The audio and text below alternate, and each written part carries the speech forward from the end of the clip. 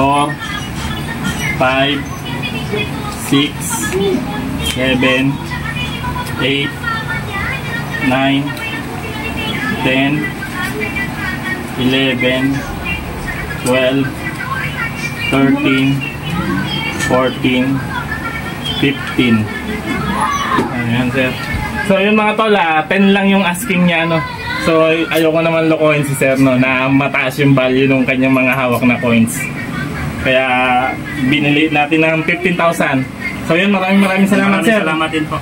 Una na kami, sir, ha. Sige po, salamat din po. Good deal, sir, ha. Sige po, salamat. So yun, follow kayo din sa aking Facebook page for more coins na may value.